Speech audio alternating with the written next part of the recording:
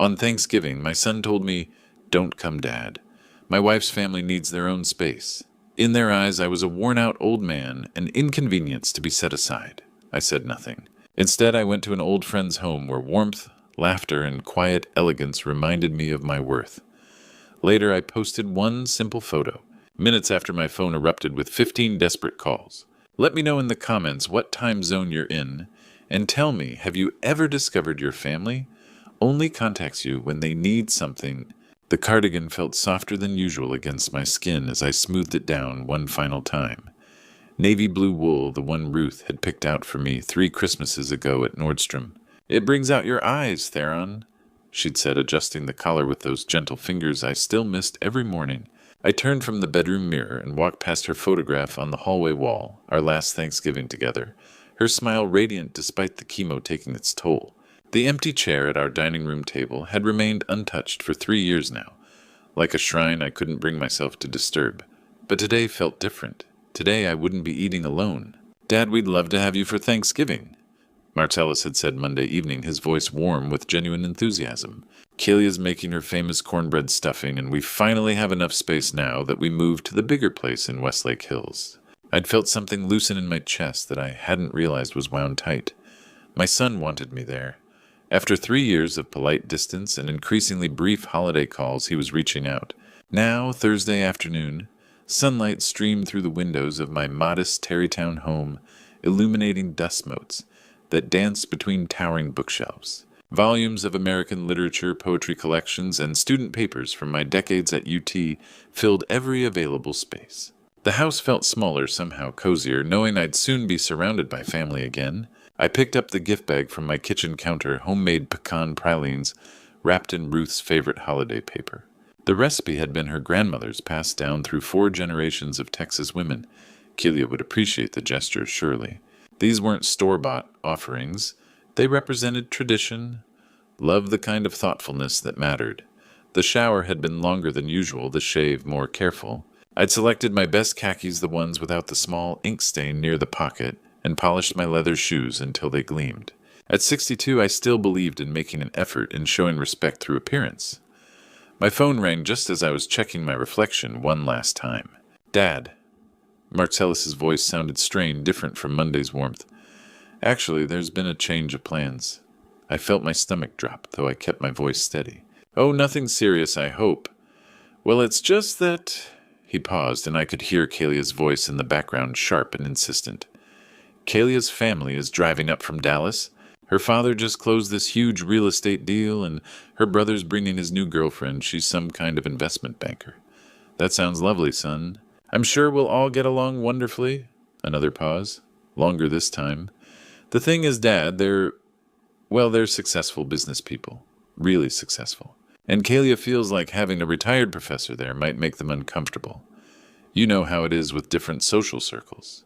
The words hit me like a physical blow, but I maintained my professorial composure. "I see. She thinks it would be better if this Thanksgiving was just, people who really understand each other's world. People who speak the same language about investments and portfolios and that kind of thing." I stared at my reflection in the hallway mirror, the carefully chosen cardigan, the polished shoes, the gift bag clutched in my hand, like evidence of my naive optimism. "Don't come, Dad. Kelia needs this to be, just successful people." The line went quiet, except for the sound of my own breathing. Through my front window, I could see neighbors heading to their cars with covered dishes and wine bottles.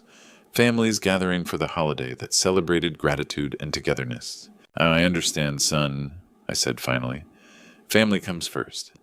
After the call ended, I remained standing in my hallway, still dressed in my best clothes, still holding Ruth's grandmother's pralines. The house felt larger now, emptier, filled with the echo of broken promises and the bitter taste of not being good enough for my own son's table. The phone's sharp ring shattered the silence of my empty house. Unknown number. I almost ignored it, but something made me answer. "Theron, this is Alderic Vanner, my old colleague from UT's business school.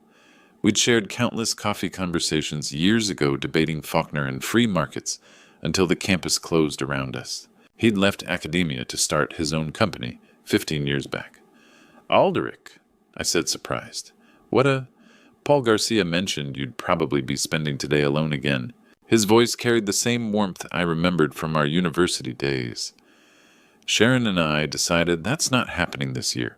Paul Garcia, my 73-year-old colleague who still kept tabs on everyone's lives like a small-town newspaper editor, he knew I'd spent the last 3 Thanksgivings by myself since Ruth passed, declining the occasional pity invitations that felt more like obligations. That's thoughtful, but I'm fine on my own.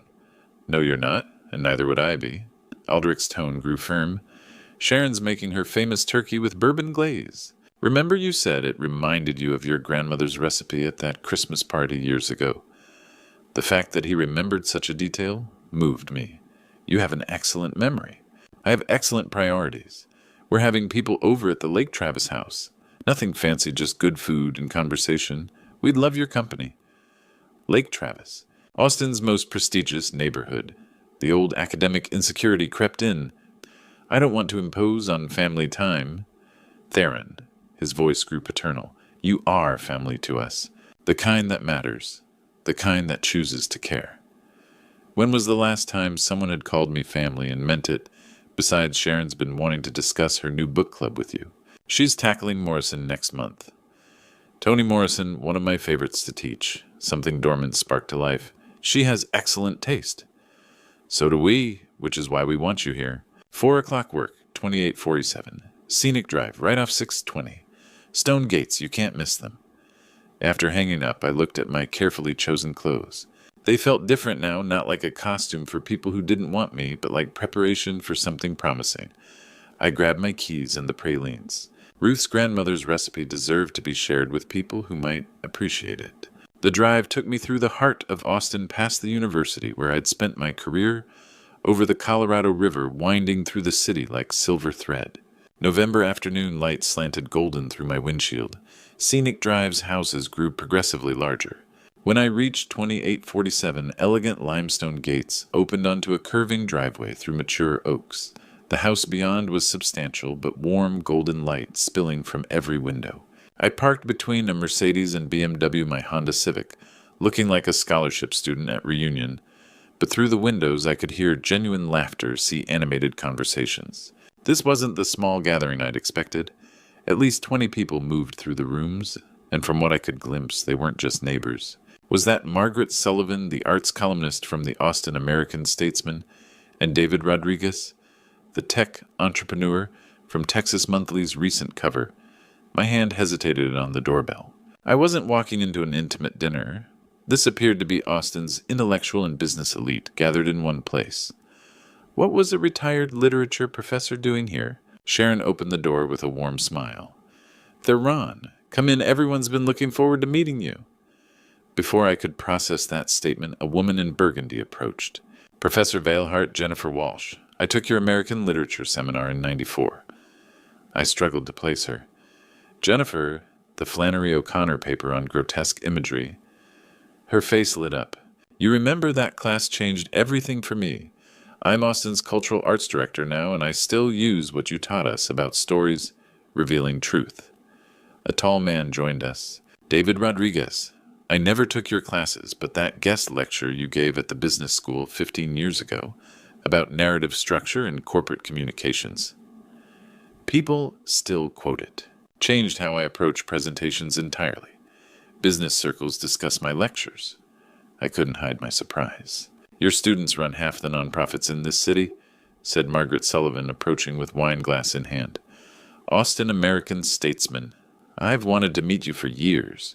Aldrich appeared, pressing wine into my hand. Told you this was your crowd. Professor Valehart, another voice called. A distinguished man in his 50s approached. Robert Morrison, Austin Literary Press. Half the writers we publish studied under you. That's flattering. It's fact. We've been hoping you'd consider writing something yourself. Austin needs its intellectual history told by someone who lived it. You want me to write a memoir, your perspective on how this city's literary culture developed. You've been at the center of Austin's intellectual renaissance for 30 years. More people joined the conversation. A tech entrepreneur credited my critical thinking approach. A nonprofit director quoted my lectures on social justice through literature. A city council member mentioned my influence on arts policy discussions. You really don't know, do you? Jennifer Walsh observed. The impact you've had on this city. I looked around the room at faces animated with genuine respect, at successful people who remembered my classes, my ideas, my influence. At my son's house, I was an embarrassing retired professor. Here I was, someone whose life's work mattered. Think about that memoir Robert Morrison pressed. Your story isn't just personal history, it's Austin's history. The story of how ideas shaped a city. A woman I recognized as the university's development director approached. Professor, we've been discussing endowing a scholarship in your name. Your former students want to fund it. My throat tightened. A scholarship in my name. We should get a photo, someone suggested. Capture this moment. As conversations continued around me, I felt something I hadn't experienced in years, the recognition that my life's work had meaning beyond classroom walls. These accomplished people didn't just tolerate my academic background, they celebrated it. For the first time since Ruth died, I felt like myself again. Not just a lonely widower, but Professor Theron Valehart, someone who had shaped minds and influenced a city. Maybe it was time to share this feeling with the world. Friday morning, sunlight streamed through my study windows, casting long shadows across the stack of ungraded papers I'd abandoned years ago, but couldn't bring myself to throw away. My coffee was still steaming when my phone began its relentless buzzing. 7 missed calls, 15 text messages, all from Marcellus. I'd posted a single photo last night, myself with Robert Morrison and Jennifer Walsh, the Lake Travis sunset glowing behind us. The caption was simple. Grateful for friends who see the value in a life spent teaching. My phone rang again. Marcellus. Dad. Thank God you answered. We've been trying to reach you all night. It's 8 in the morning, son. I was sleeping. We were worried sick. You didn't answer your phone, and then we saw your post. Worried sick. I set down my coffee cup. Like you were worried when you needed $18,000 for Kalia's marketing business, or $23,000 for your MBA program, or $31,000 for that once-in-a-lifetime investment opportunity. The silence stretched. Dad, that's different. We needed help. And now you need help again. Only this time it's not money. It's access to my friends. That's not fair. We just want to be part of your life. Part of my life. My academic mind, trained to analyze patterns, was suddenly applying that same scrutiny to my own bank statements. When was the last time you called me without needing something, Marcellus? Another pause. Dad, who were those people in the photo? Of course. No answer to my question, just deflection to what they really wanted. Friends. But Robert Morrison owns Austin Literary Press. Jennifer Walsh runs the city's arts programs. These are important people, Dad. Why didn't you tell us you knew people like this? I walked to my desk, pulled out my checkbook register. 4 years of entries since Ruth died. Emergency after emergency, crisis after crisis, always preceded by renewed family contact. Would it have mattered yesterday, son? When Kalia said I wasn't successful enough for her dinner table, I was trying to protect you. You were trying to protect yourself. From the embarrassment of having a retired professor for a father, I heard muffled conversation, then Kalia's voice. Theron, hi, it's Kalia. We just saw your Facebook post. You look so distinguished with those literary people. Yesterday I was too embarrassing for your guests. Today I look distinguished. Just like last month I was family when you needed $25,000 for the car down payment. Her voice tightened. That was a legitimate emergency. Like the roof repair that never happened, the medical bills that coincided with your vacation photos, the business opportunities that only existed in your imagination. I flipped through pages of my register. $127,000, 4 years. Every major transfer followed by weeks of family dinners until the money was spent and the calls stopped coming. We should discuss how these relationships could benefit everyone, Kalia continued. Family should help family, right? Family should help family. The same phrase she'd used every single time. How much, Kalia? What? How much have I given you? Take a guess. Silence. $127,000 in 4 years. Every emergency that brought you back into my life, every crisis that made you remember you had family. Marcellus's voice returned shaky. Dad, we've always been grateful. grateful enough to exclude me from Thanksgiving until you realized I might be useful again. The pattern was crystal clear now. Money equaled family time. Crisis equaled contact.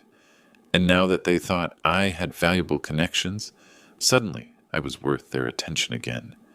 You didn't betray me once, son. You've been betraying me for 4 years. Every emergency, every crisis, every time you chose her manipulation over your father's dignity. That's not true. Then tell me, when was the last time we had dinner that didn't follow a bank transfer? The silence gave me my answer. My son, my own son, had been part of a systematic financial exploitation disguised as family emergencies. And now they wanted to exploit my professional connections the same way they'd exploited my savings. The betrayal wasn't just emotional anymore. It was calculated, methodical, and it had cost me more than money.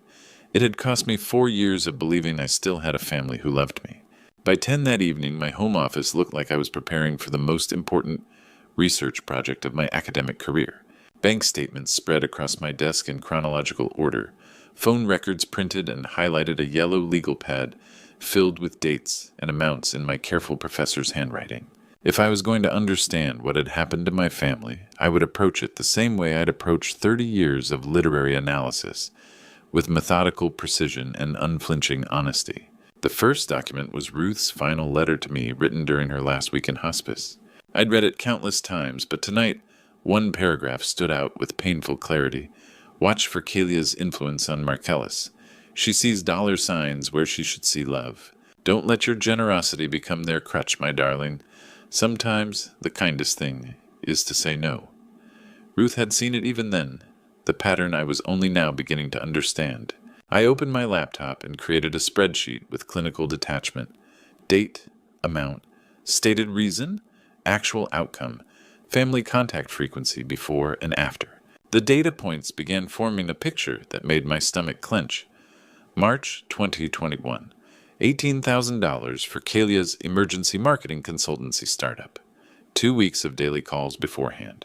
6 weeks of family dinners afterward, then silence until the next crisis.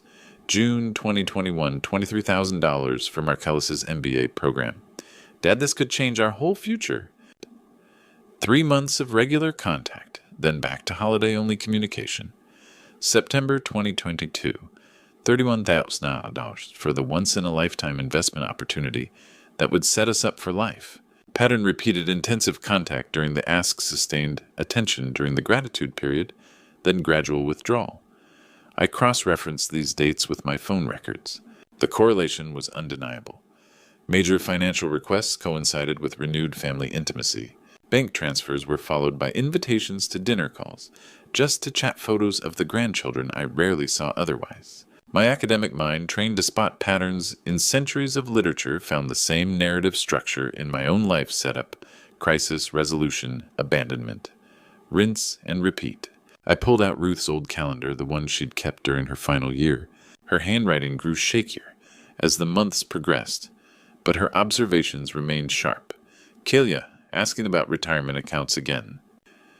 Marcellus seems nervous, another business idea.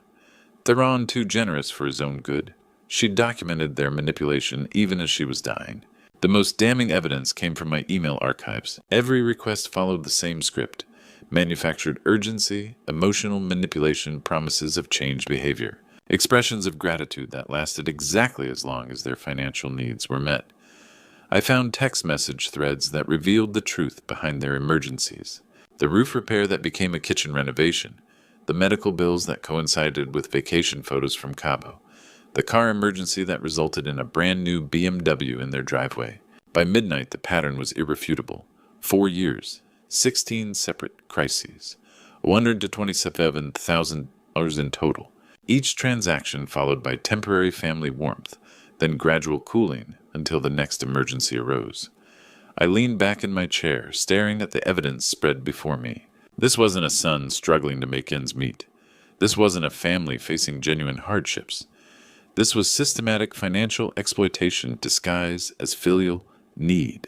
Ruth's voice echoed in my memory from one of our last conversations. They're not asking for help, Theron. They're training you to be their personal bank. I thought she was being harsh-colored by pain and medication.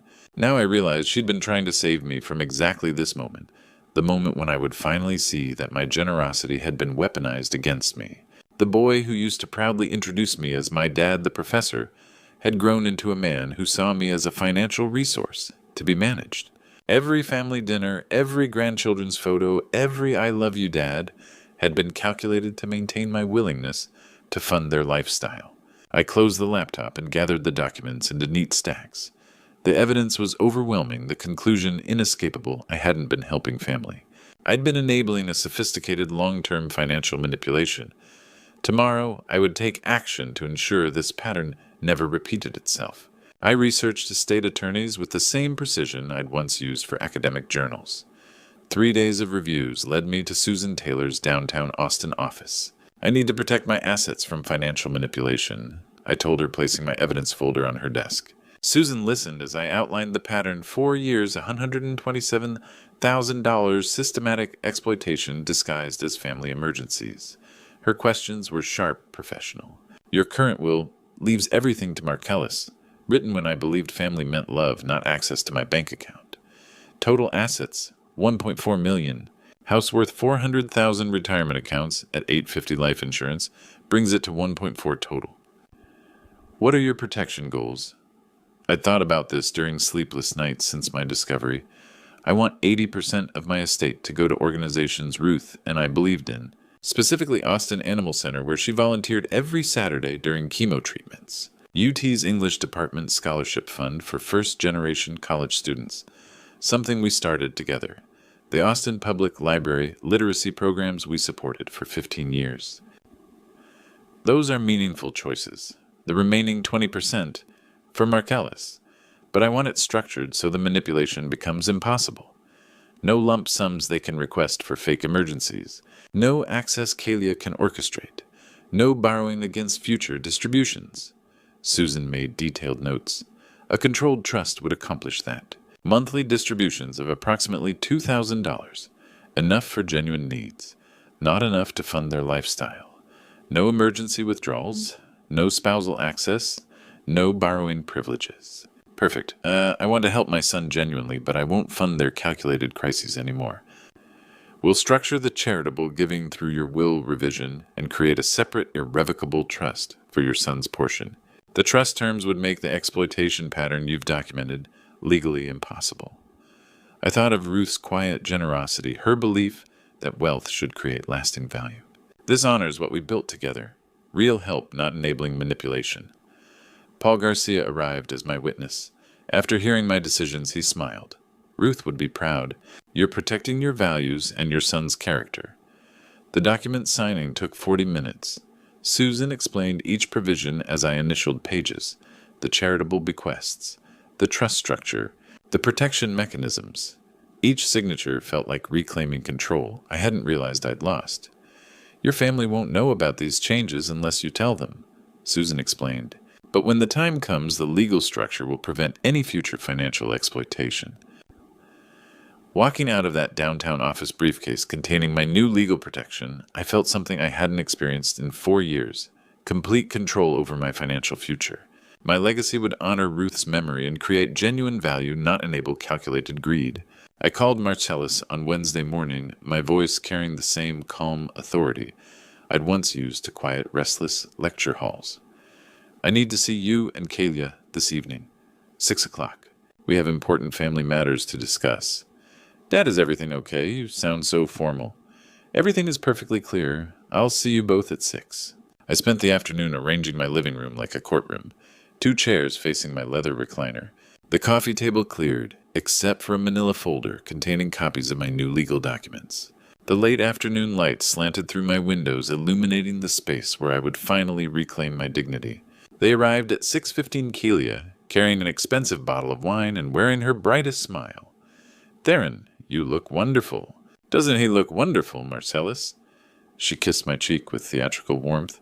We've been so excited about spending more time together as a family. Please sit. I gestured to the chairs I'd positioned. We have significant matters to discuss. Marcellus shifted uncomfortably. Dad, you're making this sound ominous. I prefer the term clarifying. I opened the manila folder. Let's begin with your recent interest in my social connections. Kalia's smile brightened further. Your literary friends seem fascinating. We'd love to get to know them better. Why the directness of my question caught her off guard? Well, because families should know each other's friends. Family. I repeated the word slowly. An interesting concept. Let me share what I've discovered about our family dynamic. I pulled out the first document, my financial analysis spreadsheet. Over the past 4 years, you've requested financial assistance 16 separate times. Total amount, $127,000. Markellis's face went pale. Dad, we've always been grateful. Each request followed the same pattern.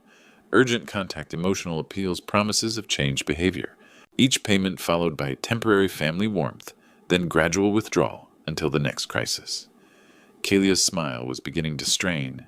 Well, families help each other through difficult times. Difficult times that coincidentally aligned with your vacation photos, luxury purchases, and lifestyle upgrades. I turned to the next page. The roof repair that became a kitchen renovation, the medical emergency that coincided with your Cabo trip, the car crisis that resulted in a BMW.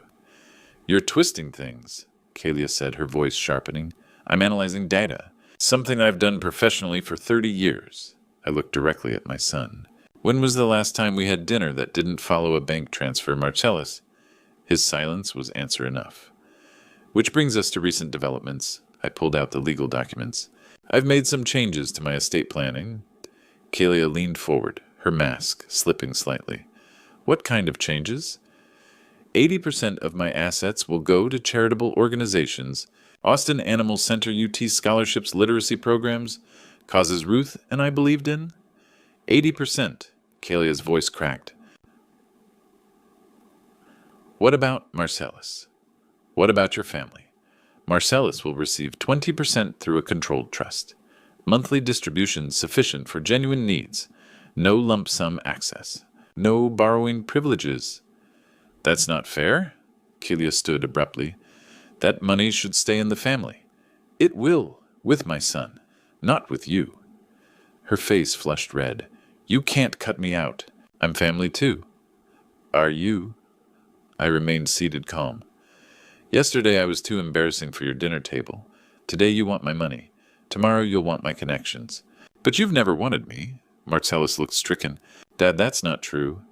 When did you last call me just to talk, son? When did you last visit without needing something? The money was never yours, Kalia. I continued, my voice steady. And now it never will be. She exploded. You selfish old man. That inheritance belongs to your son. You can't give it away to strangers. I can. I have. It's done. Kalia grabbed her purse, her composure completely shattered. This isn't over. We'll contest this. We'll fight you. With what grounds? My mental competency is well documented. The legal framework is bulletproof, and the pattern of financial exploitation is thoroughly evidenced. She stormed toward the door, then whirled back. Come on, Marcellus. We're leaving. But my son remained in his chair, staring at his hands, his face a mask of shame and realization. Marcellus! Kalia's voice was shrill. Go ahead, he said quietly. I need to talk to my father. 3 weeks after Kalia's explosive exit from my living room, I found myself standing in the Austin Animal Center, surrounded by the sounds of hope and second chances. First time volunteering. Amy Wilson, the shelter coordinator, smiled as she handed me a volunteer badge. We always need help with the senior dogs. They're harder to place, but they have so much love to give.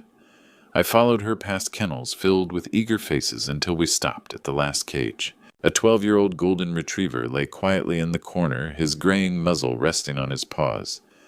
This is Buddy. His owner went into assisted living 6 months ago. Family couldn't take him. Amy's voice softened. He's been waiting ever since. I knelt by the kennel door. Buddy lifted his head, his brown eyes meeting mine with a recognition that went beyond species. 2 souls who'd been abandoned by the families they'd loved unconditionally. Can I take him for a walk? That first walk became daily visits. Buddy and I developed a routine morning walks around the shelter grounds, afternoons sitting together in the quiet corner of the adoption area. Neither of us was looking for anything dramatic, just companionship, Just someone who understood that loyalty shouldn't depend on what you could provide. You're going to adopt him, aren't you? Amy said after my 10th visit. We're adopting each other. The paperwork took 2 days. Bringing Buddy home felt like completing something I hadn't realized was broken. He settled into my house with the quiet dignity of someone grateful for a second chance. My memoir research led me to the Austin Central Library, where I spent afternoons in the local history section. That's where I met Maristelle Vera, the head librarian, who approached my table with a stack of books about Texas literary history. Professor Valehart, I'm Maristelle. I heard you were researching Austin's intellectual development. These might help. Our conversation started with books and evolved into something deeper. Maristelle had lost her husband 2 years earlier, understood the strange geography of grief and healing. She loved literature with the passion of someone who devoted her life to connecting people with stories that mattered. You should write this, she said one afternoon, reviewing my research notes. Austin needs someone to tell the story of how ideas shape the city. I'm considering it. Consider faster. The world needs more stories about finding purpose after loss. Buddy seemed to approve of Maristelle greeting her with the tail-wagging enthusiasm he reserved for people who understood that love wasn't transactional. The letter from Marcellus arrived on a Tuesday, handwritten on simple stationery. Dad, I've been thinking about everything you said, everything I've done. You were right about the pattern, about the manipulation, about how I let Kalia turn our relationship into something calculating and cold. I've left her. I'm staying with a friend, seeing a therapist, trying to understand how I became someone who would betray his own father for money I never needed. I don't want your inheritance, Dad. I want your forgiveness. I want to earn back your love, not inherit your money. If you're willing, I'd like to try being your son again. The real kind, the kind who calls just to talk. Marcellus. I read the letter 3 times before calling him. Dad, his voice was tentative, hopeful. Would you like to meet Buddy? Our reconciliation happened slowly, carefully. Coffee meetings that gradually became dinners, conversations that started with apologies and evolved into genuine connection. Marcellus began volunteering at the animal shelter, finding his own path to healing through service. I forgot who I was, he told me one evening as we walked Buddy through Zilker Park. I forgot that being your son was the best thing about me.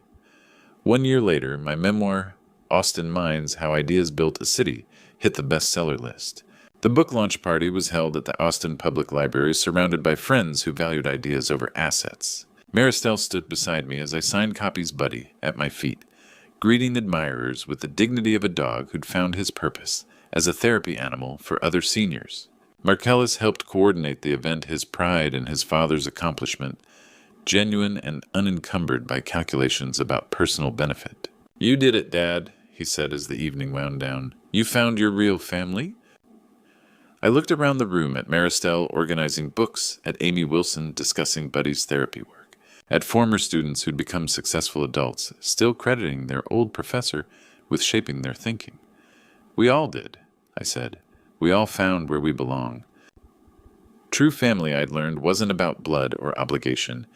It was about choosing to value each other for exactly who we were, not what we could provide. And sometimes, if you were very lucky, you got to start over and build it right. Looking back on my journey, I realized that sometimes God puts us through trials to teach us our true worth. I spent 4 years funding manipulation because I confused love with obligation, family with transaction. Don't be like me. Don't wait until you've lost $127,000 and your dignity to recognize when you're being used. The signs were always there at contact that coincided with financial need. Warmth that disappeared after bank transfers, family dinners that required payment in advance. True story, I thought buying their love would keep them close. Instead, it taught them I was valuable only for what I could provide. God had to show me through genuine friends at Lake Travis what real appreciation looked like, people who valued my mind, not my money. These grandpa stories aren't just about one professor's awakening. They're about recognizing that authentic relationships don't require payment plans. When Buddy chose to love me without conditions, when Maristelle appreciated my intellect without agenda, when Marcellus finally wanted my forgiveness instead of my inheritance, that's when I understood God's plan for true family. The hardest lesson, sometimes protecting your legacy means protecting it from the people you love most. My charitable giving honors. Ruth's memory while ensuring our values create lasting impact. The controlled trust gives Marcellus support without enabling manipulation. True story. Real family doesn't ask what you can give them, they ask what they can give you. Grandpa stories like mine should serve as warnings. Don't let generosity become exploitation. Don't confuse enabling with helping. God blessed me with a second chance at 62. Buddy taught me about unconditional love. Maristelle showed me intellectual companionship. Marcellus learned to value relationship over inheritance. True story. Your worth isn't measured by your bank account. It's measured by the authentic connections you build and the values you uphold. If this story resonated with you, please share your thoughts in the comments below. Have you experienced similar family dynamics? How did you handle financial manipulation from loved ones? Don't forget to subscribe to our channel for more inspiring grandpa stories that remind us what truly matters in life. Your story could help someone else find their way back to authentic relationships.